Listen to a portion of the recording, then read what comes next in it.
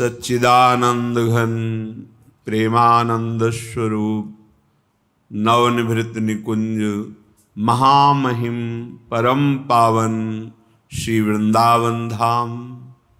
श्री वृंदावन धाम के लाडिले युगल चंद नव किशोरी नव किशोर और समस्त हित परिकर निज परिकर असीम कृपालु वृंदावन धाम है। असीम सौंदर्य असीम महिमा, पर जब तक हम अपने हृदय को प्रपंच की धरा से ऊपर नहीं चिंतन में बनाते तब तक ये अनुभव में नहीं आएगा। यही वृंदावन धाम है। करोड़ों कल्पतरु यहाँ की एक लता की समानता नहीं कर सकते। तो फिर धाम की जो उदारता है, कृपालुता है, वह हमें कल्याण कर दे, परम पद प्राप्त करा दे या लौकिक पारलौकिक सुखों की प्राप्ति करा दे, ये तो बहुत सहज बात है। धाम की परम उदारता, श्री प्रिया प्रीतम तुम्हारी गोद में खेलने लगेंगे। ये यदि हम धाम को अपना जीवन सर्वस्व मानकर धाम के रहस्य का प्रकाश करने वाले रसिकों के वचनों के अनुसार चलें, बहुत शीघ्र लाभ प्राप्त हो जाए। हमें विश्वास ही नहीं होता कि हमारा भरण पोषण प्रभु से हो रहा है। हमें लगता है कि इतना अर्थव्यवस्था, इतनी भोग व्यवस्था, इतना ये, जब तक एक भी किसी से अपना संबंध और आश्रय बना रहेगा तब तक आपको वृंदावन की ये महामहिमा हृदय में अनुभव में नहीं आएगी। ये भागवत मार्ग जो अनन्यता की जय घोष करता है उसका स्वरूप ही है। हम फंसे अन्य में हैं। हमें 4 दिन का भरोसा नहीं अपने जीवन का, और कल्पनाएं पीढ़ी दर पीढ़ी की कर रहे हैं। यही अज्ञानता है। विश्वंभर भगवान सारे जगत का भरण पोषण करते हैं। जब हम भगवत मार्ग के पथिक हैं तो हमें ये चिंता नहीं करनी चाहिए कि हमारे को इतना अर्थ चाहिए, इतनी व्यवस्था चाहिए, ऐसी परिस्थिति चाहिए, ऐसी अनुकूलता चाहिए। अगर ये बात रहेगी तो हमें प्रिया जो चाहिए ये समझ में नहीं आएगा, ये व्याकुलता हृदय में नहीं आएगी। अच्छे से समझ लीजिए, अनंत ब्रह्मांडों के स्वामी प्रभु हैं। यदि हमने उनका आश्रय लिया है, वो ऐसे ही पापाचरण करने वालों पर भी इतनी दया करते हैं, भरण पोषण उनका भी करते हैं। जो प्रभु को नहीं मानते, प्रभु को कटुवचन बोलते हैं, उनको भी प्रभु मंगल विधान करते रहते हैं। अपने तो शरणागत हैं। कभी एकांत में बैठकर प्रियाजू के चरणों की तरफ तो देखिए। वही बस इतनी व्यवस्था, ऐसी व्यवस्था, वैसी, शरीर छूटेगा, सब छूटेगा। जिस लाभ के लिए मुझे प्रियाजू ने अवसर दिया है, इस बात पर दृष्टि नहीं रहती कि यार हमारा भरण पोषण श्री जी करते हैं, वही करेंगे। हमें किसी रिश्ते, नाते, संबंधी, संपत्ति से कोई मतलब नहीं। श्री जी की गरज हो तो भरण पोषण करें, नहीं उनके लिए जीवन है, प्रेरणा करेंगी, टुकड़े मांग करके अपना जीवन व्यतीत करेंगे। पर श्री जी आपके सिवा किसी अन्य का आश्रय नहीं। हृदय में अनन्यता तो वृंदावन की दिव्यता आपके हृदय को भर देगी। ये समझ में नहीं आता। आप बने रहोगे वृंदावन, कल्याण भी हो जाएगा, हो सकता है और जन्म लगे यहीं, पशु पक्षी शूकर कूकर जो भी बनाए श्री जी, पर इतना सुंदर अवसर कि हम प्रेम प्राप्त कर सकते हैं, मानव देह मिला है, मुझे नहीं खोना चाहिए। श्रीपाद प्रबोधानंद जी महाराज कह रहे हैं, स्वरूपेणानंतम मधुरीम भरेणांतरहितम रुचानंतम कृष्ण प्रणय रसतोप्यंतरहितम कृपौदार्यानंतम निज पर महिम्नांतरहितम तदानंतम भाग्यम भजति यदि वृंदावनमिदम। हे भाई, ऐसा स्वरूप है वृंदावन का कि आज तक कोई अंत नहीं पाया।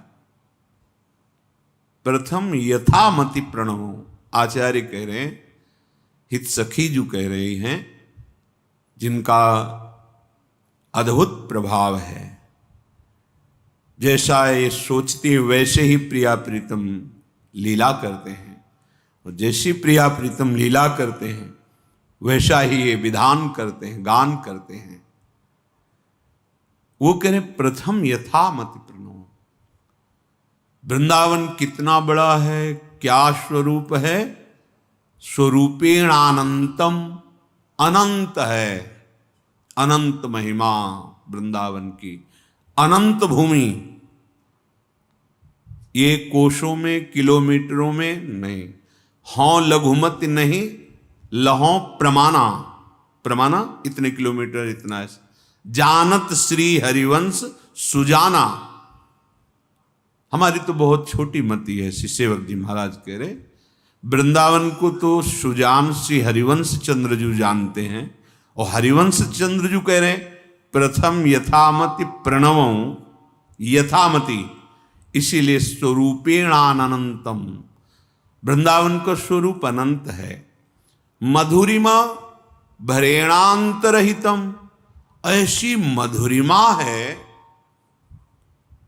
एक कुंज की, किसी एक लता की झांकी हो जाए तो बैकुंठ भी फीका लगने लगे। ऐसी प्रेममयी लताएं दिव्य वृंदावन की, जहां प्यारे जू विहरण करते हैं, रसमयी लीलाएं करते हैं। यही वृंदावन। थोड़ा नेत्र बदलेंगे, इनमें अभी त्रिगुणात्मिका माया का पर्दा है। जब हरिवंश नयन प्रकाशित हो, निरख नयन हरिवंश हृदय में खुलते हैं, वो ये पर्दे के बाहर दिखाई देने लगता है दिव्य वृंदा। ये पर्दा है, अभी त्रिगुण माया का पर्दा है नेत्रों में। ही के नयन निहारी, हरिवंश नेत्र हृदय में खुलते हैं।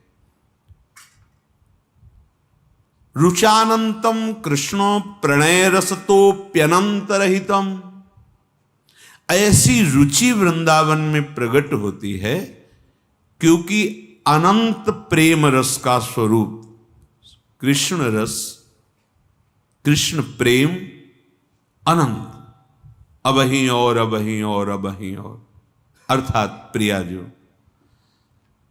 हमारी प्रियाजू का सौंदर्य, प्रियाजू का माधुर्य, प्रियाजू का प्रेम, प्रियाजू की लीला, मुग्ध रहते हैं प्रीतम श्री कृष्ण। रुचानंतम, ऐसी रुचि बढ़ेगी कि बढ़ती ही रहेगी। अनंतम, जैसे प्रिया प्रीतम में दो आदिन अंत विहार करें तो लाल प्रिया में भई न चिन्हारी। अभी परिचय नहीं हुआ अनादिकाल से, एक ही शैया पर, समीप नेत्रों में, नेत्र में, ये महाप्रेम। रुचानंतम कृष्ण प्रणय रसतोप्यंतरहितम, अनंत है प्रेम। कृपौदार्यानंतम, वृंदावन की कृपा अपार है। उदारता असीम अपार, क्योंकि वृंदावन का आश्रय लेने वालों को वृंदावन प्रिया प्रीतम प्रदान करता है। श्यामा श्याम, जहां श्रीअंगों की सेवा के अधिकार के विषय में संभाव्योपि विरंचि नारद शिव स्वयंभुवाद्यर्नय, इन बड़े बड़े महापुरुषों की भावना भी नहीं बन सकती। वहां वृंदावन की रजरानी का सेवन, वृंदावन के रसिकों का संग भावना ही नहीं हमें पहुंचा देगा, ये धाम की कृपा। इसीलिए जो रज शिव शनकादिक याचत, सो रज शीस चढ़ाऊं, किशोरी तेरे चरणन की रज पाऊं। निज परम महिम्नांतरहितम तदानंतम भाग्यम भजति यदि वृंदावनमिदम। तुम्हारे भाग्य खुल गए जो तुम वृंदावन आए, दुर्भाग्य नष्ट हो गया। कहीं वृंदावन में रसिकों का संग करके वृंदावन भजन का सार नित्य विहार भजन सर्वोपरि। नित्य विहार भजन अर्थात प्रिया प्रीतम के चरणारविंद की सेवा और भजन में रति हो गई, आप तो अनंत सुख की प्राप्ति होगी। यदि ऐसा नहीं तो कौवेरी धन संपदस्ति किमतो वाचस्पतिर्वाग्मिता, लब्धा किम ततो महेंद्र भवन ऐश्वर्यम स्थितम किम ततः। किम कंदर्प वपुः श्रियाद्भुत तपो योगादि सिद्ध्या च किम, श्री वृंदावन नाम धाम विमुखे सर्वो विडंबो यतः। श्रीपाद कह रहे कुबेर के समान तुम्हें धन मिल जाए तो क्या, शरीर छूटेगा, सब छूट जाएगा। यदि बृहस्पति जैसा ज्ञान तुम्हें प्राप्त हो गया और बृहस्पति जैसी वाणी, किमतो वाचस्पतिर्वाग्मिता, वाणी में बड़ी पटुता है, प्रवीणता है भगवान बृहस्पति के समान, तो क्या। लब्धा किम ततो महेंद्र भवनैश्वर्यम स्थितम किम ततः। देवराज इंद्र जैसा भवन, अप्सराएं, विमान, सुख सामग्री, क्या। श्रीपाद कह रहे किम कंदर्प वपुः श्रियाद्भुत तपो योगादि सिद्ध्या च किम। कामदेव जी जैसा तुम्हारा रूप हो, योग की सब सिद्धियां प्राप्त हो, क्या। श्रीपाद यदि तुम्हें राधा धाम में प्रेम नहीं हुआ, नाम में प्रेम नहीं हुआ, विमुख हो भगवत प्रेम से, तो ये सब श्रीपाद करे श्री वृंदावन नाम धाम विमुखे सर्वो विडंबो यतः। विडंबना है किसी काम का। जो जादू दिखाते हैं जादूगर, कभी देखा है, ऐसे करते हैं तो आदमी का शरीर उठता चला जाता है। बैठे इधर निकले उधर, खुले खुले फील्ड में, ऐसे कोई पर्दा नहीं, ऐसे कुर्सी पे बैठे, देखा सबने ये बैठे और उधर वो बैठा, सब आश्चर्यचकित हो रहे। ऐसे फूल निकाला, गायब हो गया, कागज निकाला, वो निकलता ही चला। छोटे छोटे जादूगर ऐसे आश्चर्य में जादू दिखाते हैं। आपके मन में क्या चल रहा है, वो एक मिनट आपका ये नाम आप ऐसे। योग की सिद्धियां भी क्या एक जादू ही तो है। अगर भगवत प्रेम नहीं हुआ, देखो जादू ही जैसा है, एक ही समय में बहुत रूपों में होकर बहुत जगह एक ही समय में पर्वत में प्रवेश कर जाना, दूर की बात सुन लेना, बहुत दूर क्या बात कर रहे थे वो भी बता दें, हजारों कोस दूर की बात, बैठे बैठे यहां से बहुत दूर की बात देख लेना, तुम्हारा पूरा का पूरा परिचय बता देना, ये सब कोई लाभ नहीं है, कोई लाभ नहीं। आप आश्चर्यचकित होंगे क्योंकि माया प्रपंच का महत्व है, ये सब मायाकृत ही तो है। श्रीपाद कह रहे हैं यदि तुम्हें भगवत नाम में, राधा नाम में प्रीति नहीं हुई, धाम का आश्रय लेकर सत्संग करके प्रिया प्रीतम को प्राप्त नहीं हुए तो श्री वृंदावन नाम धाम विमुखे सर्वो विडंबो यथा, सब विडंबना है, कुछ लाभ नहीं मिला, व्यर्थ जीवन गया। क्या करो? करे सुक्षीणा धमनी ततो मृजवपु केशो जरत कंथया कौपीने न चीर खंडक कृते नाढ्योति सौम्याकृति तूष्णी कहा सकलाधमाधम इवात्यंतम विदूरे चरण श्री राधा पददास्य नील हृदयो वृंदावने श्याम कृति। हे भाई, ये लाभ है रसिकों का संग करके निरंतर नाम जप करते हुए किसी से कोई अपना संबंध नहीं। नाते नेह राम के मनियत सुहृद सुसेव्य जहां लो। हमारा परिचय प्रभु के परिचय से है। आप हमारे प्रभु के हैं, इसलिए हम आपको जानते हैं, मानते हैं। आप प्रभु को नहीं जानते मानते, हम आपको नहीं जानते मानते। हृदय में एकमात्र आराध्य देव की बात, ये ज्यादा मेहनत करने वाला मार्ग नहीं है। बाह्य पसीना चू रहा है तो नहीं, ये विवेक वाला मार्ग है। जो भौतिक मार्ग होते हैं इनमें प्रधानता बुद्धि की, मेहनत की, ऐसा। ये विवेक की प्रधानता का मार्ग है। हम सब कुछ करें लेकिन संबंध हमारा प्रिया प्रीतम से अनन्य ना हो पावे, रंग नहीं आएगा। कुछ नहीं बन रहा पर प्रिया प्रीतम के सिवा हमारा कोई नहीं, बात हो गई, रंग चढ़ जाएगा। क्या मेहनत पड़ी?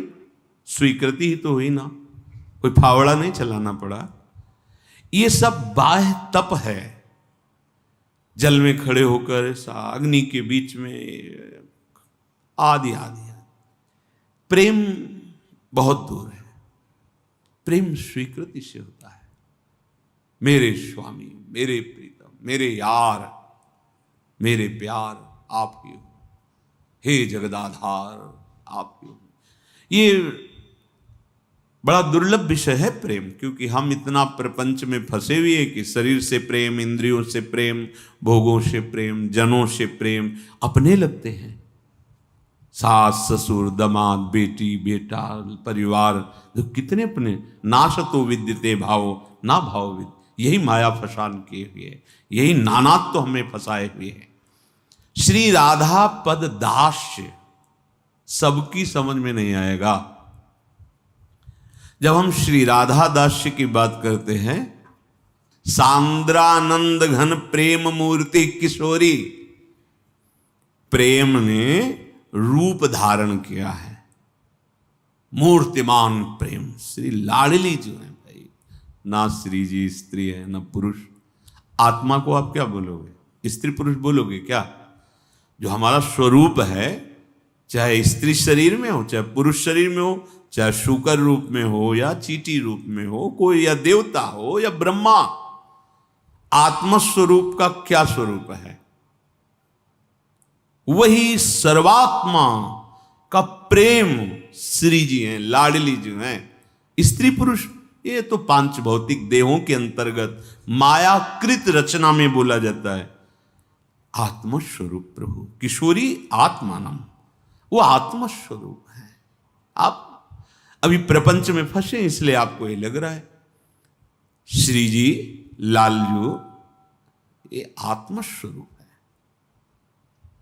ये बात समझाने के लिए श्री सुखदेव जी ने परीक्षित जी से कहा कि तुम्हारा जो प्रश्न हुआ कि गोपीजनों से मिलना आदि, तो तुम परीक्षित महाभागवत हो, ये नहीं समझते हो कि गोपियों की आत्मा, उनके पतियों की आत्मा, चराचर जगत की आत्मा श्री कृष्ण है, और अपनी आत्मा से बढ़कर कोई प्यारा नहीं लगता। जरूरत पड़े तो पैर कटवा दें, हाथ कटवा दें, इससे हम प्यार करते हैं शरीर से। आत्म भाव इसमें करने के कारण नहीं, अपने आप से जितना प्यार है उतना किसी से नहीं। हम अपने आप को शरीर मानने लगे, इसीलिए फंस गए। और समस्त आत्माओं की एक महान प्रकाशक वो श्री कृष्ण है, इसीलिए उनको परम आत्मा कहा गया है, परमात्मा, इसलिए उनको परम पुरुष कहा गया है। वही परम पुरुष, वही परमात्मा प्रेम बपु धारण करके महाराज लाडली जी के रूप में है। राधा दास्य नील हृदयो, जब आप श्री लाडली जी के चरणों का आश्रय लेंगे तो जिन प्रभु की प्राप्ति प्रेम बपु कोटि कंदर्प दमनीय श्री लालजू महाराज, वो वही हृदय में तुम्हें नृत्य करते दिखाई देंगे। कैसे वृंदावन में हमें प्रिया प्रीतम मिले, ये हृदय में सब कुछ मिल जाएगा। सब कुछ मिल जाने का मतलब कोई चाह ही नहीं रह जाएगी। आप इतने धनी हो जाएंगे, आप इतने सुखी हो जाएंगे, आप इतने बलवान हो जाएंगे, आपको कोई चाह नहीं रहेगी। बलवान अहम का बल नहीं होता, प्रेम का बल होता है, जिसके अधीन अजित को भी जीत लिया जाता है। प्रेमाधीन भक्त भगवान को भी जीत लेता है। पीछे पीछे मैं फिरूं, कभी न छाड़ू साथ। सुक्षीणा धमनी ततो अमृज बपु, शरीर में रज लगी है, धोया भी नहीं है। देखो जिस मार्ग में चलना है, यदि आप ये महकने वाले साबुन वाबुन, ये बाहरी चीजें सब त्वचा को खूब धोएंगे, रजोगुण आएगा, भोग वासना बढ़ेगी। क्यों साबुन लगा रहे हो, क्या जरूरत है? अच्छे से आप स्नान कीजिए, वस्त्र से पोंछ लीजिए, हो गया। जीवन में कभी आपको ऐसा नहीं महसूस होगा कि आप गंदे हैं। ये जब भगवत प्राप्ति करनी तो समझिए जरूरत नहीं है इसकी, इसमें माल आसक्ति करने की नहीं जरूरत है। सुक्षीणाधमनी, उचित आहार कर लीजिए। ज्यादा आहार करोगे वो दंडता आएगी मन में, इधर उधर ताक झांक इंद्रियां करेंगी, हमारा मार्ग छूट जाएगा, प्रिया प्रीतम से मिलना मुश्किल हो जाएगा। सुक्षीणा धमनी, प्रेमी जनों का आहार भगवत चिंतन होता है, वो प्रफुल्लित रहते हैं भगवत चिंतन। महाराज यदु ने जब दत्तात्रेय जी के दर्शन किए तो पूछा कि कर्म करने वाले को ही विषय मिलते हैं, विषयों का सेवन करने वाले का ही शरीर पुष्ट होता है, और आप अजगर की तरह पड़े रहते हैं, अजगर वृत्ति धारण की अवधूत, फिर आप इतने पुष्ट कैसे? क्योंकि कोई कर्म तो करते नहीं, और बिना कर्म किए विषय सेवन अच्छे अच्छे पदार्थों से, फिर आप इतने स्वस्थ कैसे हैं, पुष्ट कैसे हैं? तो उनका हमें कोई चिंता नहीं है, हमें कोई शोक नहीं है। कभी बड़े बड़े राजा लोग महलों में ले जाते हैं, खूब अच्छे अच्छे पदार्थ और राज्य की वैभव की सेवा हो, कभी धूल दूसरित मार्ग में पड़ा रहता हो, कोई चिंता नहीं है। राजाओं के द्वारा किए हुए सम्मान का कोई हर्ष नहीं, नीच पुरुषों के द्वारा किए हुए अपमान का कोई दुख नहीं। हर्ष और शोक से रहित होने के कारण हर समय आनंदित रहता हूं। आनंद ही जीवन का स्वरूप है। सुक्षीणा धमनी, शरीर को ज्यादा पुष्ट करने के लिए अच्छे अच्छे पदार्थ खाने की जो वृत्ति है, वो विषय भोगों की तरफ प्रेरित करती है। इसलिए सावधान, हमारा शरीर जितने से चल जाए। आपका शरीर कमजोर है, अंदर से शक्ति की कमी लग रही है, रुग्णा फल ले लीजिए, दुग्ध ले लीजिए, जो भी आपको उचित लगे। आपका शरीर नहीं मांग रहा है तो स्वाद के लिए नहीं लेना है, उचित अल्पाहार करके, क्योंकि हमें भगवत प्राप्ति करनी है। ये ज्यादा कितना पाएंगे? कभी तो उबो, कभी ऐसा नहीं लगता सुबह पाओ, दोपहर पाओ, शाम पाओ। कुछ लोग तो ऐसे चिड़िया की तरह चुनते ही रहते। दर्शन करने भी जाते हैं तो हाथ में बिसलरी की बोतल होती है, हाँ पानी। अगर घंटा 2 घंटा वहां बैठना पड़े तो शायद पैकेट से वो निकाल के भी पाके। ऐसा नहीं, अपने भगवत मार्ग के प्रति 1 बार या 2 बार चयन करो, 2 बार चयन करो, 2 बार में प्राण पोषण होता रहेगा। जो भी आपको भगवत प्राप्ति करनी है तो ये नियम ले लीजिए कि हमारी भूख बनी रहनी चाहिए, भूख मिटनी नहीं चाहिए। लगना चाहिए कि भूख है, अभी उतना होना चाहिए। हम बड़े बड़े अच्छे महापुरुषों की बातें बता रहे हैं, उनके उपदेश हैं, आपको लगना चाहिए कि भूख है।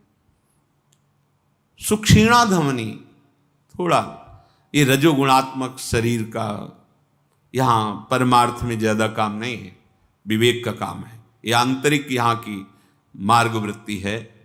अगर बाहर बड़ा पुष्ट बलवान शरीर तो फिर भोगों की आकांक्षाएं होंगी। ततो अमृज वपुः, रज लगा ऐसे अगले पगले से दिखने चाहिए। शरीर में रज लगी है, कहते हैं सबसे कि भाई थोड़ा रज लगा के, धोने की जरूरत नहीं, साबुन लो। जब आप बाहर से रज लगाए रहोगे तो अंदर आपका हृदय साफ हो जाएगा, हृदय निर्मल हो जाएगा। वहीं प्रिया प्रीतम विहरण करते नजर आएंगे। नारायण या गौर श्याम को हृदय निकुंज बसे। पर हम हृदय की गंदगी दूर करने की नहीं सोचते। चमड़ा चिकना होना चाहिए, चाहे अब अगर बाबा जी बन करके भगवत मार्ग के पथिक होकर के हमें चमड़े से प्यार है तो हम श्री जी से, लालजू से कैसे प्यार कर पाएंगे? यही तो आसक्ति का है, हेतु है। भला वो ट्यूब लगाने की जरूरत क्या है? सजाने की शरीर को जरूरत क्या है? हमारा भागवतिक वेश अपने आप में इतना सौंदर्य है, इतना आनंद है, क्योंकि हमारा मन सुंदर हो, हमारी बुद्धि विवेकवती सुंदर। यह है सुंदरता। जिस सुंदरता से हम अध्यात्म में चलते, वो बाहरी उसमें देख रेख नहीं। श्रीपाद कह रहे हैं केशो बपुः केशो, जटाएं। हम अपनी बालों की सुव्यवस्था नहीं करते, खूब धो के साफ कंघी मार के। भगवत मार्ग 2 ही पद्धतियां हैं वैराग्य मार्ग में, या तो महीने 2 महीने में मुंडन कराता रहे, और या फिर आजीवन जटा रख ले, ऐसी है।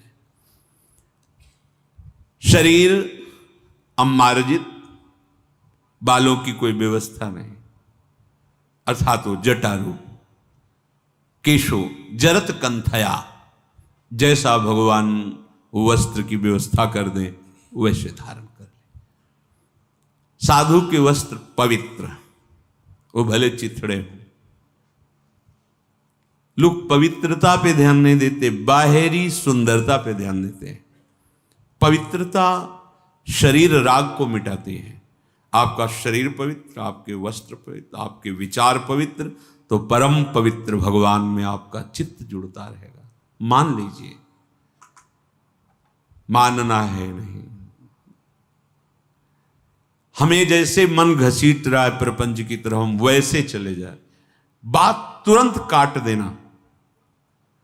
समझो इस बात को, समझो जहां तुम्हें पहुंचना है वहां तुम्हारा कोई साथी नहीं, तुम्हारा शरीर भी साथी नहीं। इससे भी तुम्हें राग त्यागना है। शरीर राग त्यागी ही आत्मानंद का अनुभव करता है, भगवदानंद का अनुभव करता है। कौपीणेन चीर खंडक कृते नाढ्योति सौम्याकृति। आहा, कौपीनवंतः खलु भाग्यवंतः। बहुत आवश्यक है। काछ वाच मन निश्चल राखे, धन धन जननी तेरी रे। नरसिंह मेहता जी। लंगोटी का पक्का, वाणी का पक्का, मन का निर्मल। धन्य है उस मां को जिसने ऐसे बैरागी को पैदा किया। कौपीनवंता खलु भाग्यवंता, जिसके शरीर में कौपीन बंधी हुई है, फटे पुराने कंथा, निरंतर भगवत चिंतन में मगन। कौपीनेन चीर खंडक कृते शांत स्वभाव, देखने से लगे कि शांति टपक रही है उपासक से। जब आपका चिंतन मृदु सरस शम, तो आपके चेहरे से शांति टपकेगी। बताना नहीं, जिस मकान में दीपक जल जाता है उसकी खिड़कियां झरोखों से प्रकाश बाहर दिखाई देने लगता है। ऐसे ही शुद्ध ज्ञान, शुद्ध भक्ति, शुद्ध वैराग्य का जब प्रादुर्भाव होता है तो नेत्र, श्रवणेन्द्रिय, तो अगेन एक एक चेष्टा उसकी बताती है दीपक जल गया है। भक्ति कर दीप प्रेम कर बाती, जल गया है। उसी प्रकाश में दिव्य लीला का दर्शन करता है। अति सौम्याकृति, शांत वृत्ति, दूर से देखने में लगे दुनिया से कोई मतलब नहीं। चेहरा बता रहा है उदासीन, शांत, गंभीर। नेत्र मरकटों की तरह चंचल होना, ये सब हिलते शांत। रोगी शरीर तो कोई बात नहीं। आपका यदि स्वस्थ शरीर है, आपका ब्रह्मचर्य ठीक है, आपके प्राण संयमित है, आहार सही है, चिंतन आपका सही, स्वाभाविक आप शांत। एक गंभीरता, एक सौम्यता, एक शांति, एक आनंद की स्फूर्ति दुनिया के सोचने की उपासक के हृदय में थोड़ी कोई वृत्ति होती है। देखो संसारी पुरुष का चेहरा देखो, अशांत, परेशान, बिना डिप्रेशन के डिप्रेशन में लग रहा है।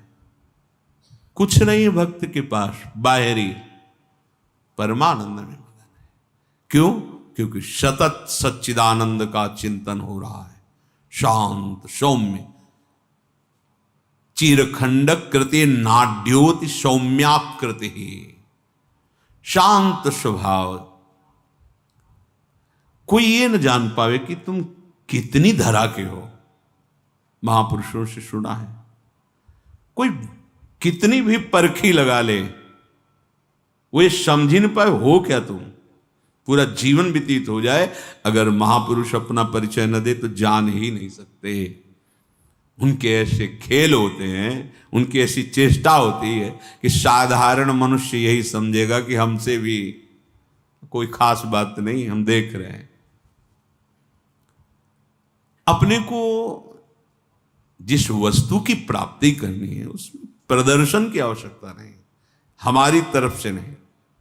इष्ट देव जैसा चाहे करे, हमारा कहीं किंचन मात्र कोई यश, कीर्ति, प्रतिष्ठा, मान आदि की भावना यदि है तो हो सकता है मिल जाए, पर बात बनेगी नहीं जिस कार्य के लिए हमें मानव देह मिला है और ये उपासना पद्धति मिली है।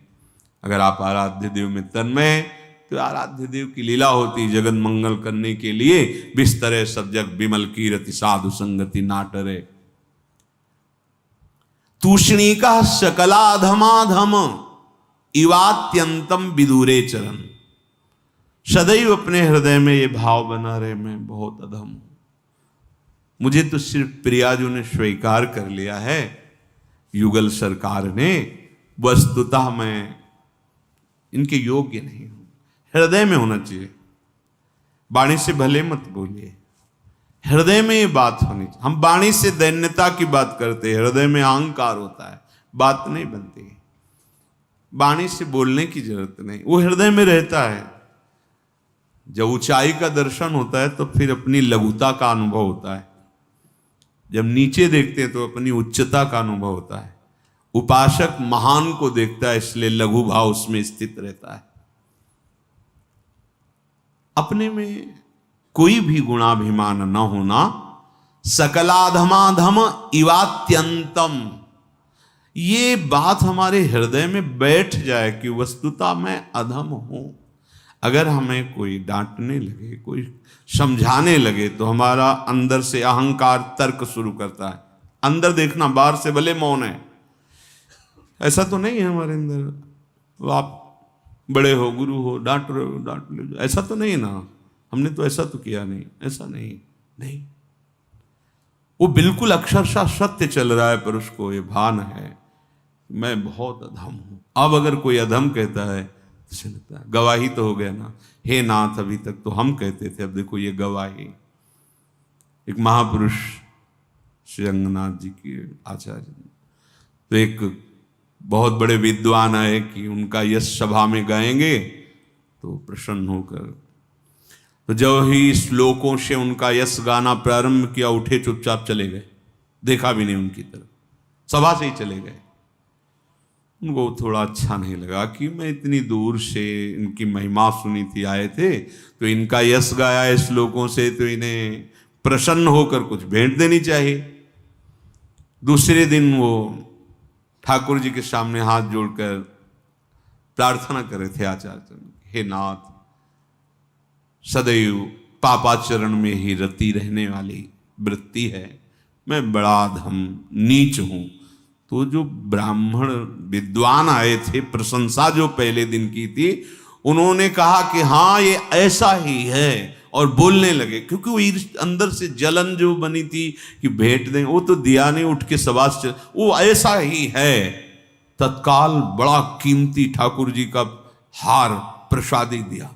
ऐसे वो आश्चर्य से बड़ाई की तो उठ के चले गए, निंदा की तो हार दिया। फिर ठाकुर जी से कहने, देखा अभी तक तो हम ही प्रार्थना कर रहे थे, देखो गवाही, ब्राह्मण है, विद्वान है, शास्त्र का ज्ञानी है, प्रभु अब तो दया कर दो ना। ये भक्त का हृदय होता है, अब तो कृपा कर दो नाथ, मैं इसी लायक हूं।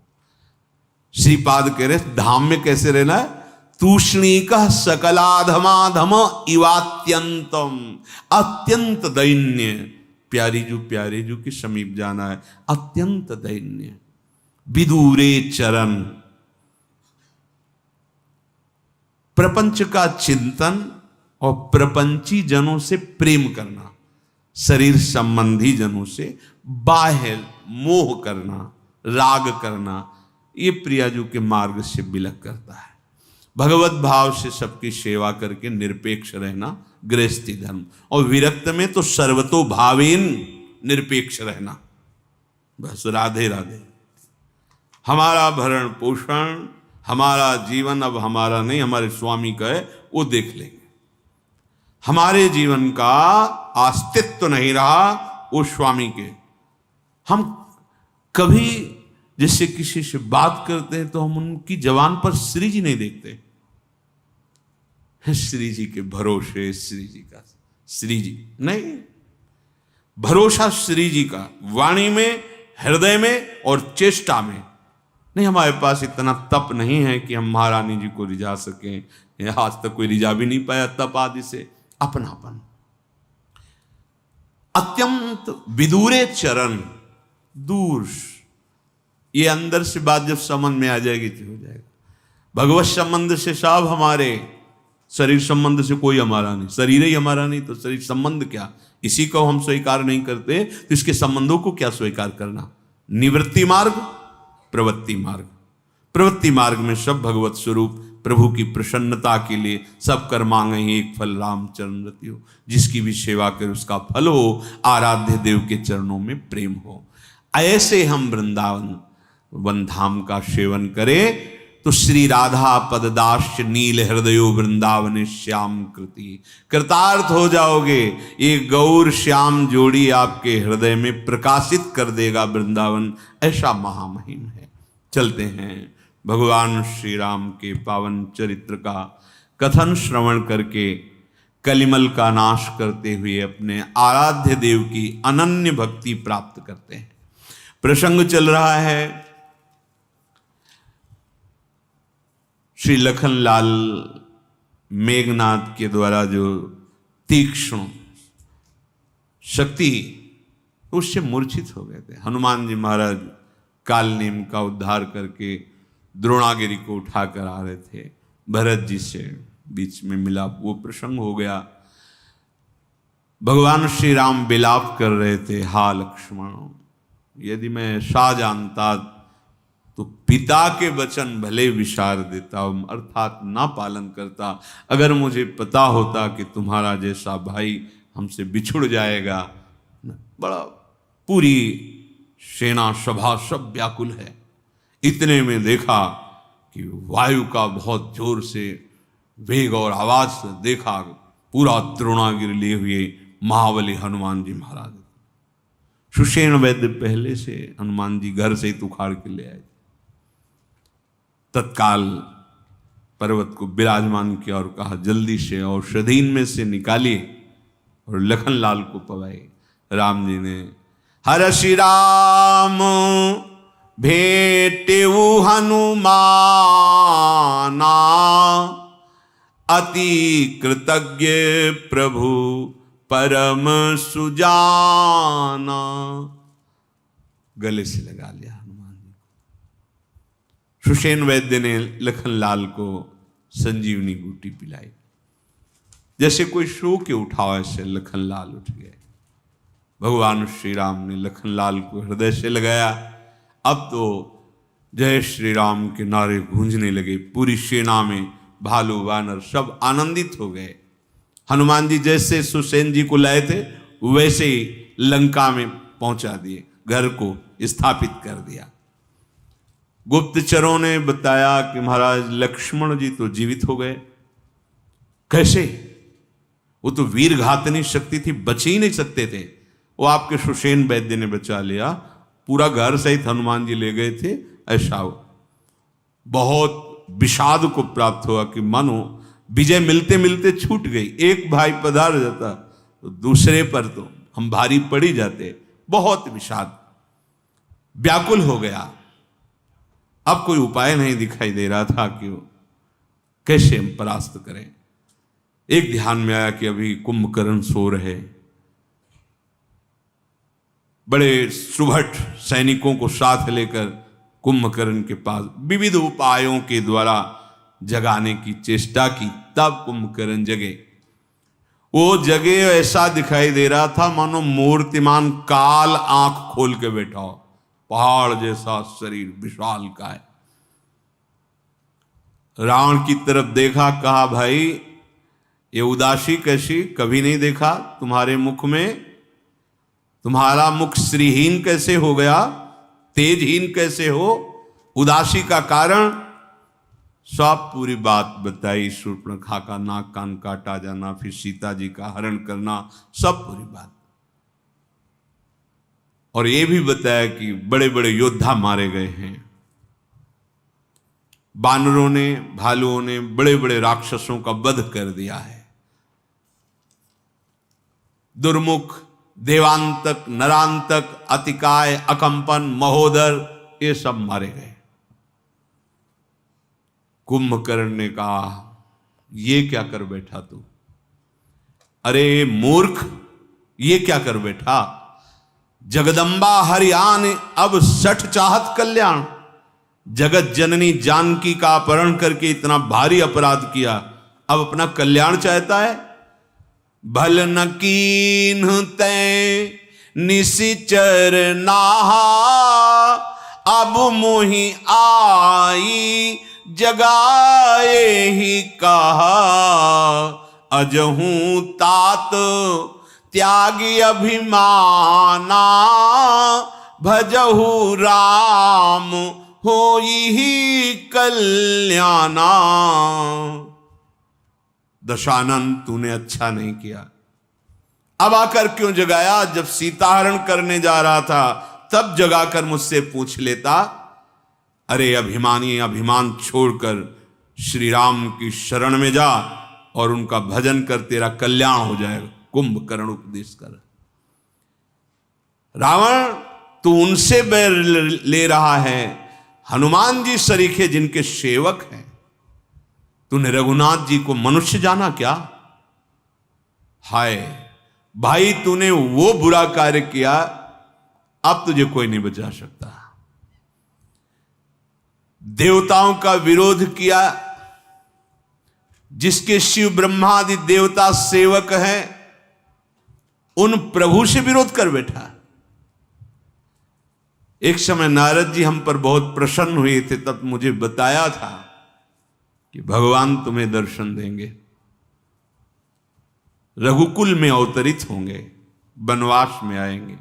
अगर मुझसे पहले जगा के पूछ लेता तो मैं तुम्हें बता देता कि ये कोई मनुष्य नहीं, साक्षात भगवान अवतरित हुए।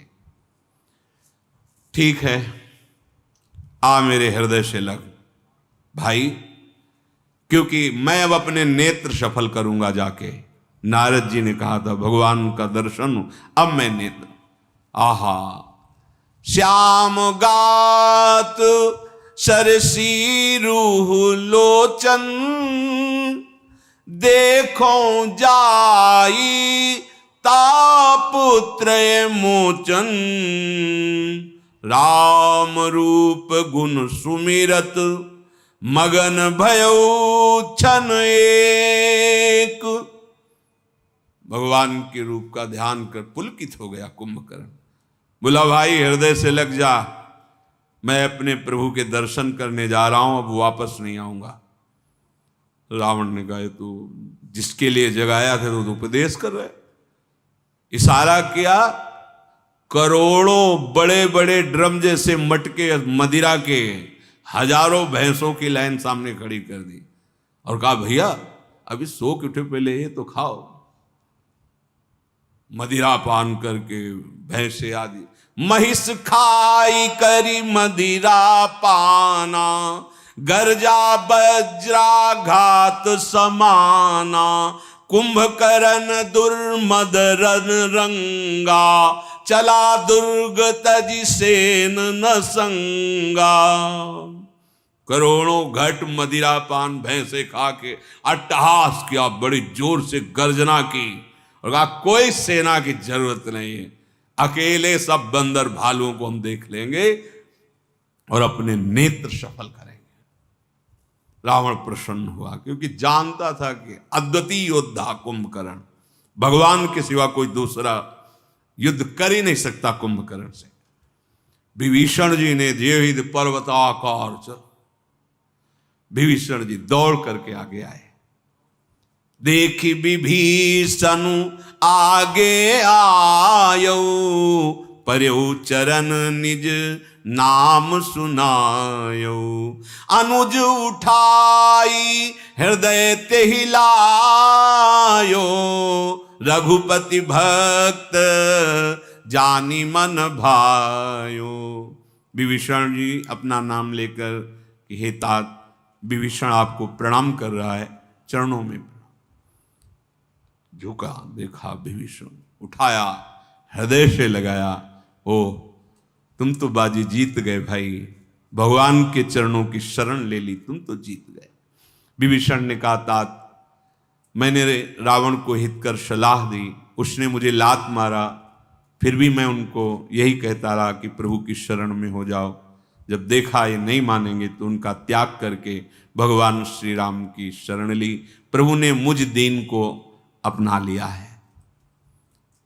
कुंभकर्ण ने कहा सुन सुत भयउ काल बस रावण, सो की मान अब परम सिखावन, धन्य धन्य तय धन्य विभीषण, भयहु तात निश्चर कुलभूषण। कुंभकर्ण ने कहा पुत्र, ये रावण अब किसी के सुनने वाला नहीं है, काल के वशीभूत हो गया है, सर्वनाश उसका निश्चित है क्योंकि उसने जानकी जी का अपराध किया। अब वो शिक्षा किसी की नहीं मान सकता। विभीषण तुम धन्य हो, धन्य हो, धन्य हो, तुम राक्षस कुल के भूषण हो। भाई तूने मेरे कुल को देदीप्यमान कर दिया। शोभा सुख के समुद्र, अतुलनीय अनंत महिमा जिनकी, उन प्रभु की तुम शरणागति स्वीकार की। धन्य हो गया हमारा कुल, सो कुल धन्य उमा सुन। कुंभकर्ण का धन्य धन्य तय धन्य विभीषण, धन्य हो गया तुम्हारा जीवन। सदैव मन वचन कर्म से कपट का त्याग करके श्री राम के अनुकूल रहना। कुंभकर्ण ने आदेश किया, भाई भाग जाओ हमारे सामने से, इस समय मुझे अब कुछ सुनाई नहीं दे रहा, मैं काल के अधीन हो गया हूं। जाओ न निज पर सूझ मोई, भयउ काल बसवी। इस समय मेरे काल खोपड़ी पे सवार है। कौन अपना कौन पराया कुछ सूझ नहीं रहा, अब तुम जाओ, हमारे सामने से भाग जाओ। विभीषण को धन्यवाद देकर विभीषण भाग चले, प्रभु के समीप आए और कहा, हे प्रभु, ये पर्वताकार विशाल देह वाला रणधीर महाबलवान कुंभकर्ण पधारा है। प्रभु आपसे ही संभलेगा, मैं जानता हूं ये किसी और से संभलेगा नहीं। जब बानर भालुओं ने देखा कि कुंभकर्ण, तो किलकारी मार के पर्वत वृक्ष लेके दौड़े एक साथ, उसके ऊपर पर्वत डाल रहे, वृक्ष डाल रहे, तो जैसे कोई फूल ना फेंके ऊपर, कोई असर नहीं। बड़े बड़े पर्वत वृक्ष ऐसे, कोटि कोटि गिर शिखर प्रहारा, करें भालुकप एक एक बारा, कोई फर्क नहीं पड़ा। करोड़ करोड़ बानर एक साथ पर्वत उखड़ ऐसे वृक्ष मार रहे हैं, जैसे फूलों की मदार पुष्प होता है, देहात में अकौड़ा कहते हैं, मदार पुष्प, ऐसे मारे, ऐसे उसको पर्वत लग रहे, वृक्ष लग रहे। रौंदता हुआ बंदर भालुओं को, तो हनुमान जी महाराज ने देखा, ये तो जहां पैर रखता है हजारों मसल जाते हैं। छलांग मारी और जाकर के एक घूंसा उसकी छाती पे मारा, व्याकुल होकर कुंभकर्ण गिर गया। हनुमान जी के घूंसे का प्रहार, काफी देर खोपड़ी ऐसे काम नहीं कर रही थी, चक्कर आ गया। हनुमान जी तो हनुमान जी है, अपार बल राशि। भीम से कह रहे थे कि ये जो हमारा रूप देख रहे हो, बल देख रहे हो, ये केवल तुम्हारे लिए इतना किया है नहीं, और भी अनंत का दास अनंत महिमा युक्त है, अनंत बल युक्त है। नील नल को पकड़ करके पटक दिया, जो भी योद्धा दिखाई देता मसल देते हैं कुंभकर्ण अपने, सब भयभीत होकर भागे। कोई कुंभकर्ण की तरफ नहीं बढ़ रहा, सब भागे श्री राम जी की तरफ। दौड़ करके सुग्रीव को पकड़ा, ऐसे अंगद को एक मारी ला, मूर्छित हो गया। अपरिमित बल की सीमा कुंभकर्ण गरज रहा है सुग्रीव को पकड़े हुए। सुग्रीव बस नहीं चल रही कि निकले, कांख में दबाया, क्योंकि हाथों से पीटना है, मारना है औरों को भी। कांख में दबे सुग्रीव जी। भगवान शंकर जी कहते हैं सब राम बल से युक्त हैं, केवल प्रभु लीला कर रहे हैं। जैसे छोटे से सर्प के बच्चे के साथ गरुड़ खिलवाड़ कर रहे हों, ऐसे है भगवान के लिए। नहीं तो भ्रकुटी भंग जो काल ही खाई, ताई की सो है ऐसी लड़ाई। जिनके भ्रकुटी के वक्र हो जाने पर विश्व का संहार हो जाता है, उनको ये कोई कुंभकर्ण, ये कोई लड़ाई उनके लिए। भगवान ऐसी लीला करें जिसका गायन करने से मनुष्य निष्पाप हो जाएंगे, श्रवण करने से हृदय पावन हो जाएगा। सुग्रीव जी मूर्छित दबे थे कांख में, जब चेतना आई तो देखा कांख में दबे, एकदम ऐसे ढीले हो गए कि मानो मृत हो गए। कुंभकर्ण ने देखा कि मृत हो गए तो छोड़ दिया।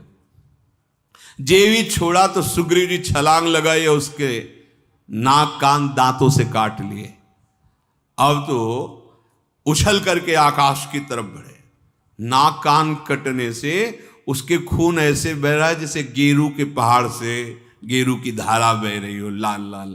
जय श्री राम, जय रघुनाथ, जय कृपा निधान। सुग्रीव जी ऐसे जयकारक। बहुत क्रोधित हुआ नाक कान कट जाने पर। अब तो बानरों के ऐसे शास्त्र दल को पकड़ते, ऐसे मुंह पे डाल लेते। कुछ तो दांतों में पिसते, कुछ कान की जगह से निकल जाते, कुछ नाक की जगह से निकल जाते हैं। बड़ा भयंकर रूप है। भागे बानर भालू, जय रघुवंश मणि, प्रभु रक्षा करो। ये महाकाल जैसा दिखाई दे रहा है, इससे कैसे बचेंगे। रण में किसी में उत्साह नहीं रह गया कुंभकर्ण के सामने खड़ा हो जाए, ऐसा बलशाली। क्रोधित हुआ काल के समान, वैसे ही भयानक। नाक कान कटे हुए, रक्त की धारा। करोड़ करोड़ बानरों को एक एक घूंसे से, एक एक थप्पड़ से मार रहा है। विशाल काय करोड़ों बानर पकड़ करके जैसे कोई उपटन लगाया जाए, ऐसे मसल रहा है अपने शरीर पर। बानर भालू के समूह नष्ट होते जा रहे हैं। रण में मदमत अट्टहास करता है कुंभकर्ण। अब लग रहा है मानो विधाता पूरी सृष्टि का विनाश करने के लिए ही से रचा था। सब योद्धा भाग खड़े हुए। कुंभकर्ण ने देखा कि बानर सेना, भालू सेना सब तितर बितर। भगवान श्री रामचंद्र जी ने अपनी सेना को व्याकुल देखा। कहा, हे सुग्रीव, विभीषण, लक्ष्मण, तुम सेना को संभालो, मैं इस महाबलशाली को देखता हूं। सारंग धनुष, कमर में तरकश, शत्रु सेना का दलन करने वाले जे भी धनुष को खींचकर टंकार किया। कुछ सुनाई नहीं दे रहा कुंभकर्ण को, इतनी जोर की आवाज सारंग धनुष की। 1,00,000 बाण एक बार में संधान किए भगवान ने, और वो पंख वाले बाण उसके शरीर में प्रवेश कर रहे हैं। छाती, सिर, भुजदंड अन्य राक्षसों के कट कट करके गिर रहे हैं। बाण लगते ही मेघ की तरह वो गर्जना कर रहा है। प्रभु के बाण जो छूटे थे कुंभकर्ण के कुछ शरीर में, कुछ उनके आसपास जो सैनिक थे उनको। कुंभकर्ण ने भर नेत्र प्रभु को देखा। अंदर से बहुत भक्ति रखता है प्रभु के प्रति। पीछे सुना रावण को उपदेश, भर नेत्र देखा, हो भाग्य में, हो भाग्यमम अमित अति राम कृपासु। बड़े बड़े ऋषियों के ध्यान में जो प्रभु आने वाले, वो आज हमारे नेत्र गोचर है। बड़े भाव से भगवान के दर की, कितना हो भाग्यवंती इनके हाथ से होगा। क्षण मात्र में भगवान ने सारी सेना का जो कुंभकर्ण के साथ आई थी उसको नष्ट कर दिया। बानर योद्धा भगवान को जब देखा तो फिर पहाड़ और वृक्ष लेकर उस पर प्रहार करने लगे। रघुनाथ जी ने फिर कुंभकर्ण पर अपने भयानक अमोघ बाण छोड़े। जैसे बिजलियां बादल में समा जाती हैं, ऐसे भगवान की तेजस्वी बाण विशालकाय कुंभकर्ण के शरीर में, और वहां से रुधिर बह रहा है। वो बार बार रावण की दुहाई करता हुआ भगवान की तरफ आगे बढ़ा। भगवान देख रहे हैं कि बानर सब जितना भी प्रयास करे वो निष्फल जा रहा है। कान तक खींच करके 100 बाण संधान किए, कुंभकर्ण के शरीर में लगे और दौड़कर भगवान की तरफ बढ़ा। पृथ्वी डोलने लगी उसके दौड़ने से, और एक विशाल पर्वत उखाड़कर भगवान पर प्रहार। देखो, यही भाव यहां समझना है। अगर प्रभु की इच्छा से ऐसी, तो जानता है प्रभु कौन, रावण को उपदेश किया है, मानता है प्रभु को आराध्य देव, पर लीला है युद्ध की तो युद्ध कर। जैसे भीष्म जी जानते हैं, मानते हैं, पर बाण संधान श्री कृष्ण।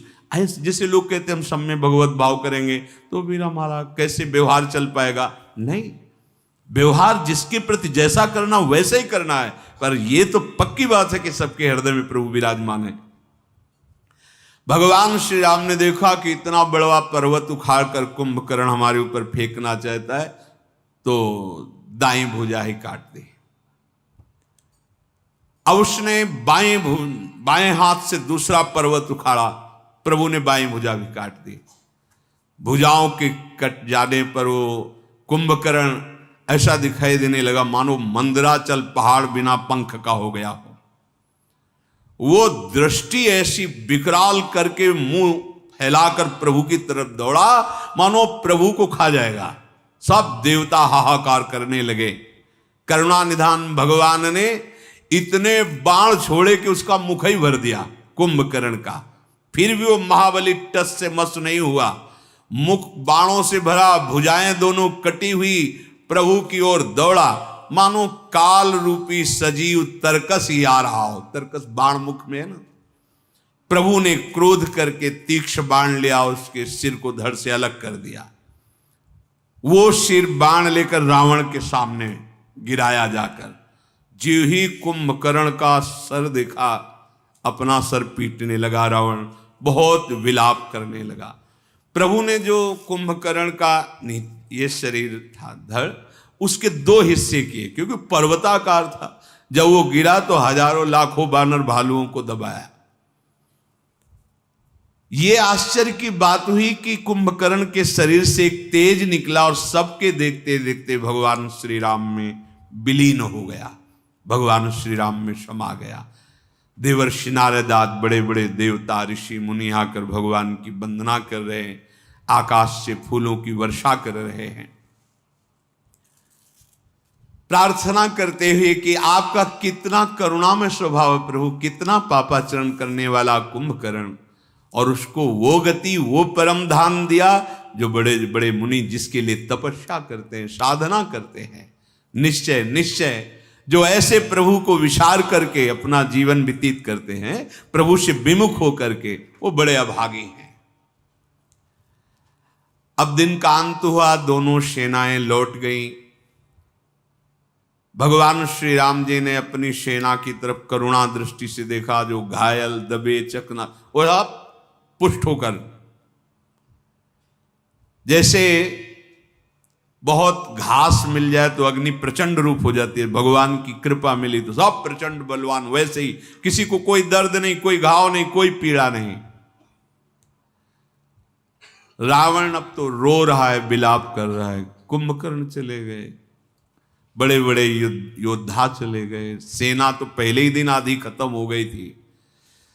कुंभकर्ण का सर लेकर हृदय से लगा के रोने लगा बहुत। जब विकल देखा तो मेघनाथ ने कहा कि पिताजी, आज तक हमने आपको बताया नहीं,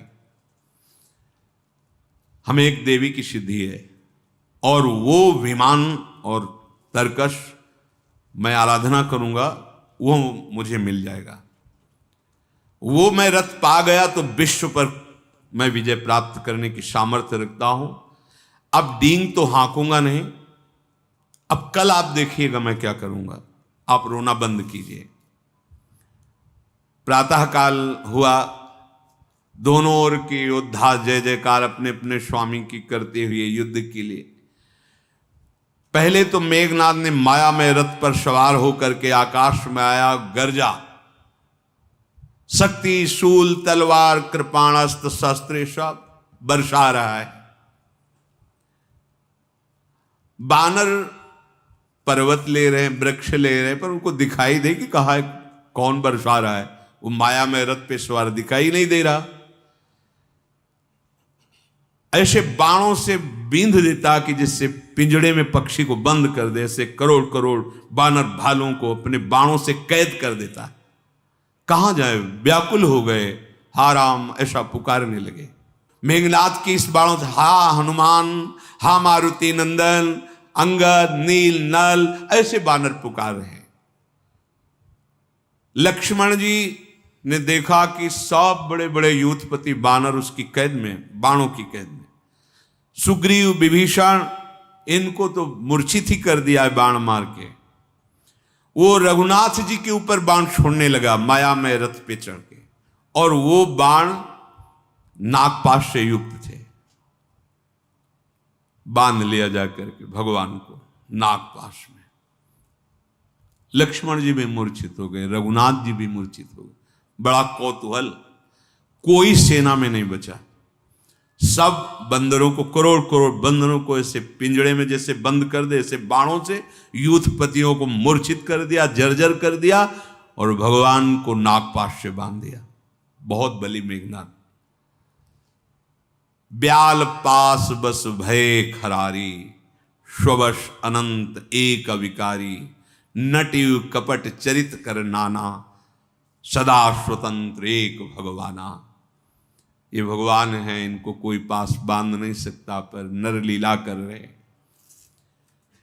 अनंत को कैसे कोई बांध सकता है? भगवान तो अनंत महिमा युक्त है।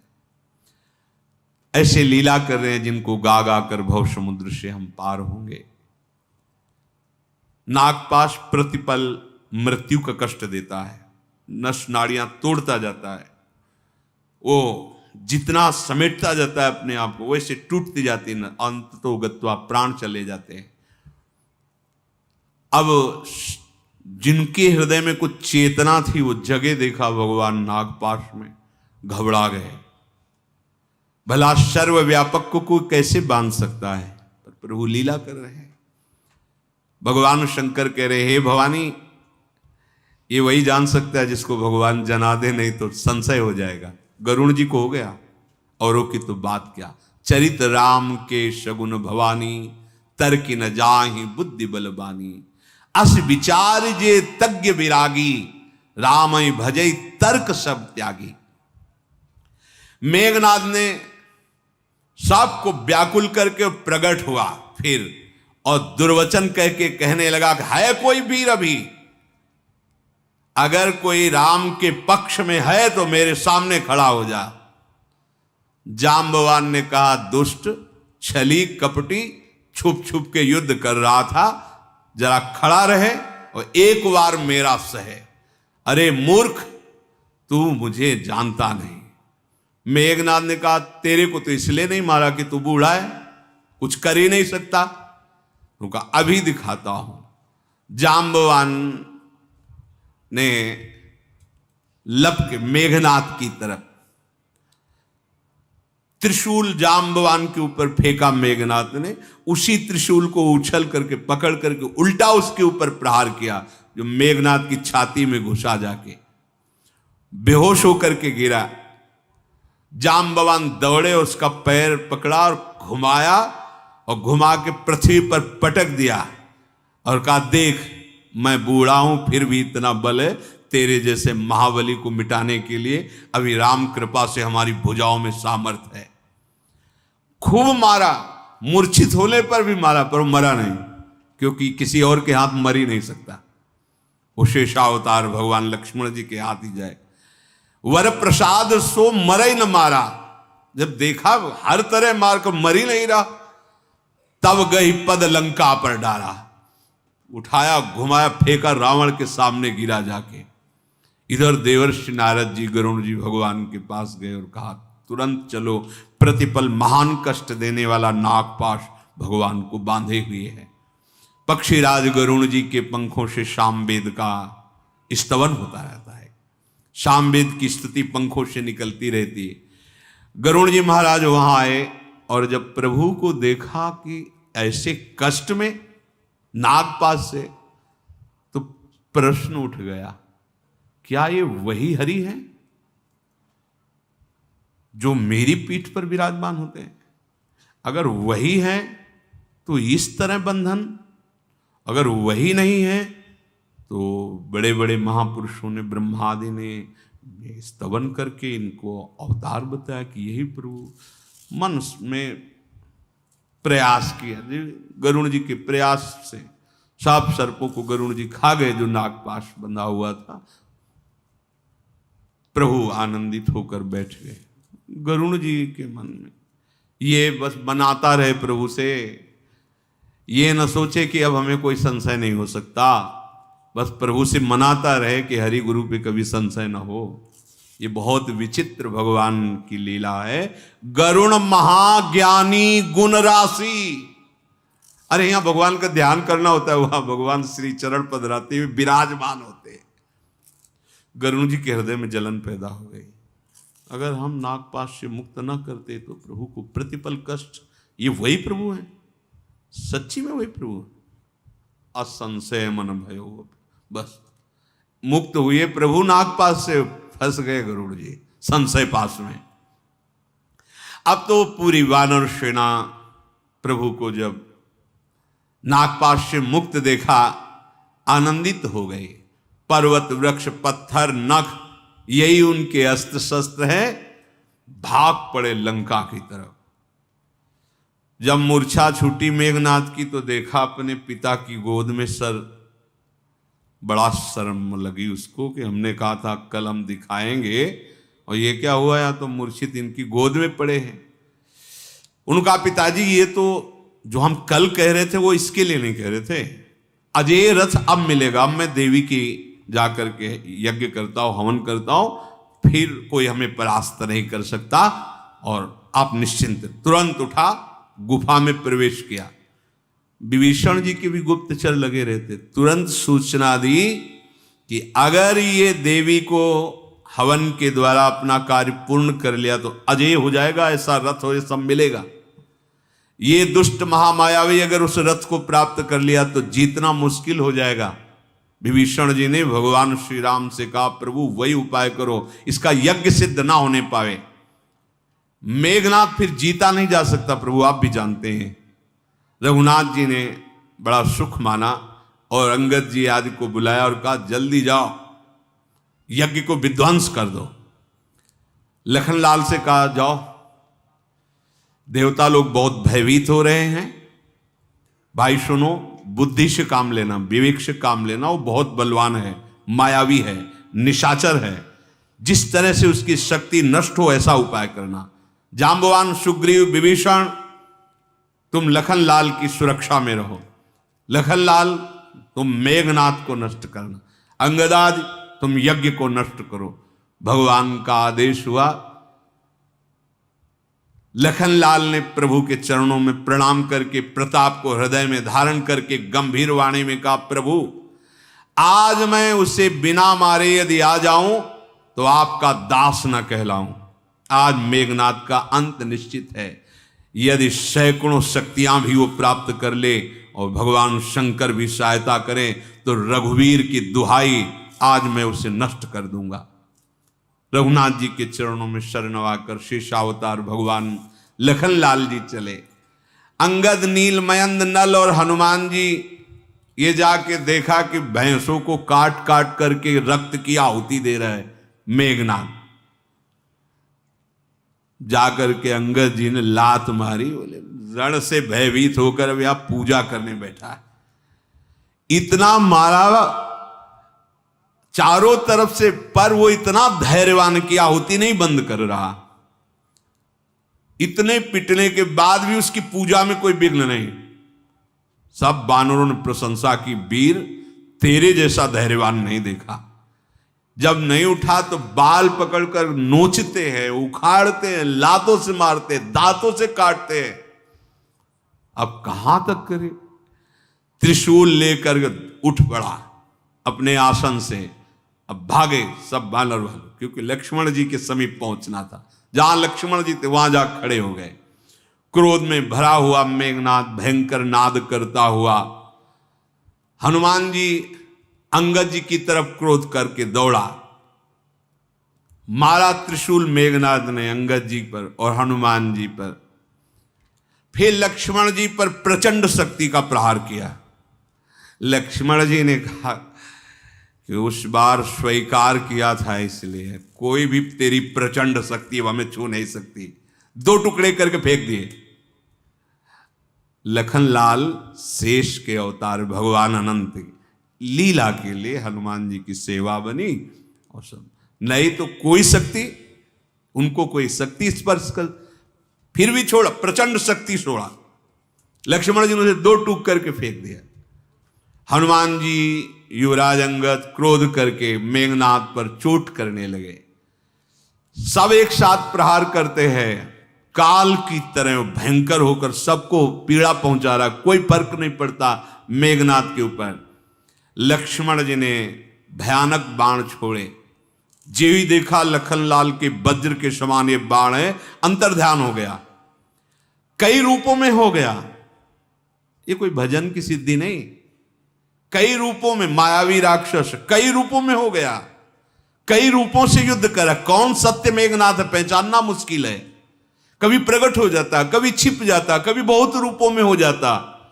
डर गए बानर भालू सब। लक्ष्मण जी ने कहा कि तुम डरो मत, बहुत खेल हो चुका, इस पापात्मा का मायामय खेल मैं बंद करना जानता हूं। कौशलापति श्री रामचंद्र जी का स्मरण करके लखनलाल ने बाण का संधान किया। वो अमोघ बाण सीधे उसकी छाती पे लगा। जे ही वो बाण छाती पे लगा, देखो अंतिम समय क्या बोल रहा है। रामानुज कहा राम कहा, अस कही छाड़ सी प्राण। धन्य धन्य तव जननी कहे अंगद हनुमान।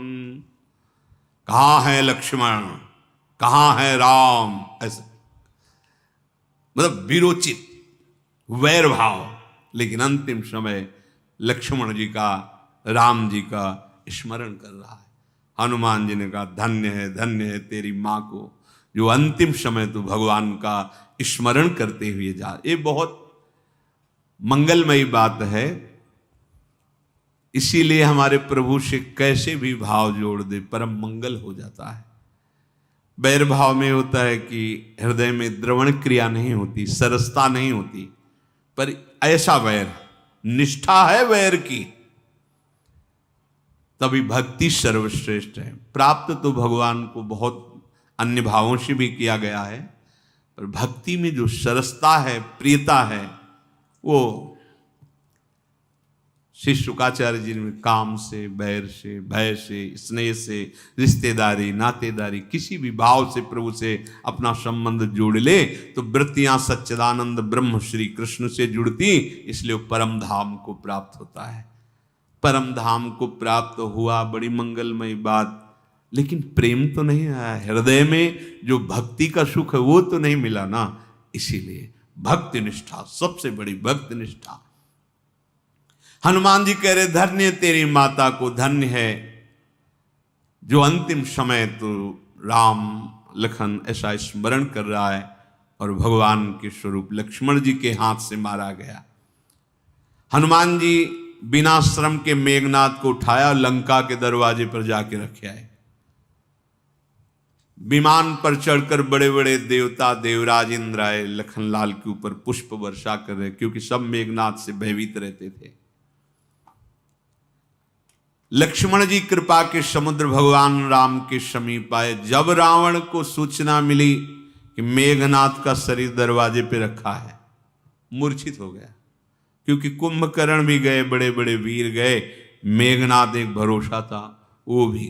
मंदोदरी छाती पीट पीट कर पुकार कर कहने लगी, देखा आपने परिणाम, मनाती थी आपके चरण पकड़कर, आप नहीं माने। सब पूरे नगर के लोग कहने लगे अब तो सबको नष्ट होना पड़ेगा, ये नीच रावण सबको मारेगा। सब ऐसा बोलने लगे। रावण ने स्त्रियों को समझाया रोने की जरूरत नहीं, अभी तो हम है ना, पूरे विश्व पर विजय प्राप्त करने की अकेले ताकत रखता हूं। मैंने वैर अपने बल से बढ़ाया है, किसी और से नहीं। और देखो ये संसार नाशवान है, उपदेश कर रहा है। तब दसकंठ विविध विधि समुझाई सब नारी, नश्वर रूप जगत सब देखो हृदय विचार। ये सब नाशवान संसार है, बिल्कुल ये रोना धोना बंद करो, यहां आना जाना है तो भजन करे, बैर काहे को कर रहा है। तो बोले तिन्हि ज्ञान उपदेशा रावण, आपुन मंद कथा शुभ पावन, पर उपदेश कुशल बहुतेरे, जे आचरहि ते नर न घनेरे। ऐसे बहुत लोग पाए जाते हैं जो दूसरों को उपदेश देने में बड़े प्रवीण होते हैं, पर अपने आचरण में अपने ही उपदेश नहीं उतार पाते। बोले उनमें से रावण है, उपदेश कर रहा है संसार नाशवान है, किसी के मरने पर क्यों रोना चाहिए, क्योंकि सबको जाना ही है। तो तेरे को क्या ये बात समझ में नहीं आई थी कि तेरे को भी जाना है? ऐसा वैर कर रहा है, पूरे जगत को रुलाया, इसीलिए उसका नाम रावण पड़ा। रात बीत गई, सब विषाद से युक्त है। प्रातः काल स्वयं रावण युद्ध के ले जाएगा। शेष चर्चा आगे। श्री राधा वल्लभ लाल की।